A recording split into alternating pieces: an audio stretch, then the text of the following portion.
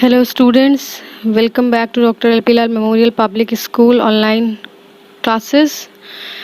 Today we are going to study the first chapter of English literature, which is your poem Daddy Fell into the Pond, a poem by the poet Alfred Noyes.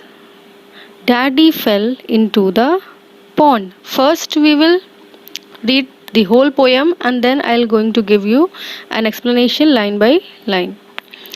Everyone grumbled. The sky was grey. We had nothing to do and nothing to say. We were nearing the end of a dismal day and there seemed to be nothing beyond. Then Daddy fell into the pond and everyone's face grew merry and bright, and Timothy danced for sheer delight. Give me the camera, quick, oh quick, he is crawling out of the duckweed. Click. Then the gardener suddenly slapped his knee and doubled up, shaking silently.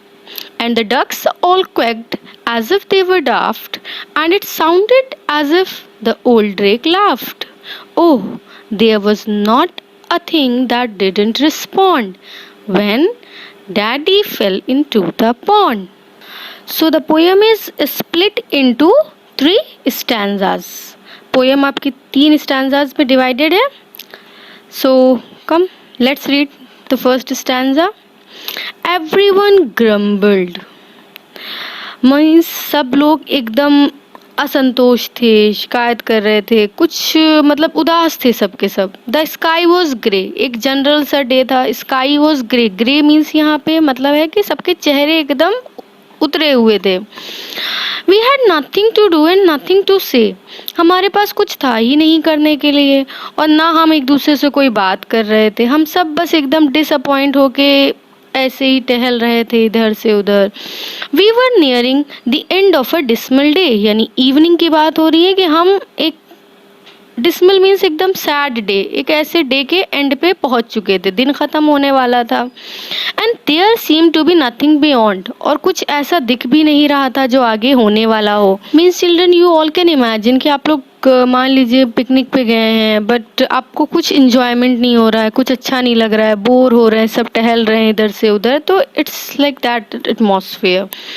Then what happened, daddy fell into the pond. क्या देखा गया कि अचानक से daddy pond में गिर गए. तो the first stanza gives a clear clarity that the children and all other family members were all feeling bored, सब बोर फील कर रहे थे. And as such there was nothing great to be done on that day, क्योंकि कुछ था ही नहीं करने के लिए उस दिन.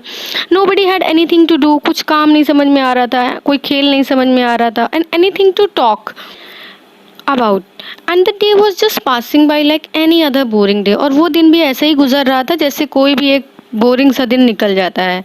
And that is when suddenly they all here daddy falling into the pond. और तभी क्या हुआ कि अचानक से उन लोगों ने एक आवाज़ सुनी कि डैडी पॉन्ड में गिर गए. Now let's see the second stanza. And everyone's face grew merry and bright and Timothy danced for sheer delight.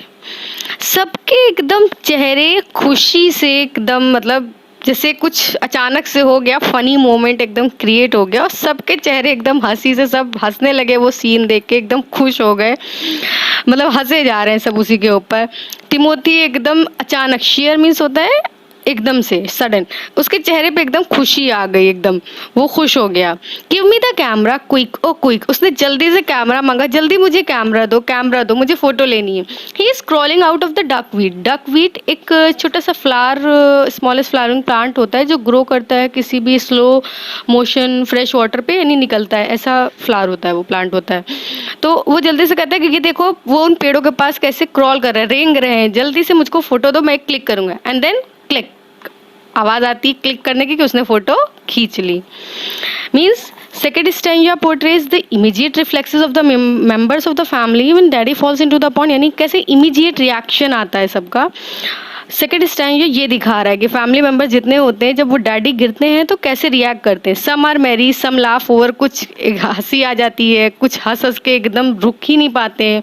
Some get so excited that they shout at each other to get the camera for a natural click. कुछ बच्चे मतलब एकदम चिल्लाने लग जाते हैं कि वो नेचुरल क्लिक की फ़ोटो ले पाए, इतने एक्साइटेड हो जाते हैं. And Timothy dances out of pure ecstasy. एकदम अचानक से खुशी मिलती है उससे, सब बच्चे उछलने लगते हैं. Just a fall by daddy into the pond could create such great ripples of joy around. यानी सिर्फ एक पापा के तालाब में गिर जाने से चारों मैंने बच्चों के इतने चेहरे पे हंसी आ जाती है. He has been clicked at several poses of his climbing back from the pond. उसके अलग अलग तरह के poses बच्चे खींचते हैं जब वो पॉन्ड से उठने की कोशिश कर रहे होते हैं. Let's see the last stanza. Then the gardener suddenly slapped his knee and doubled up, shaking silently. The third stanza talks about the gardener who suddenly slaps his knees because he was lost in this commotion and he was just getting back from it. He shakingly stood up from the laughter. And the ducks all quacked as if they were daft. And the ducks quacked as though they were in a daft and being moving. यानी ducks भी ऐसा लग रहा था जैसे उन्हें Daph means होता है मीन्स फुलिश, बेवकूफ़.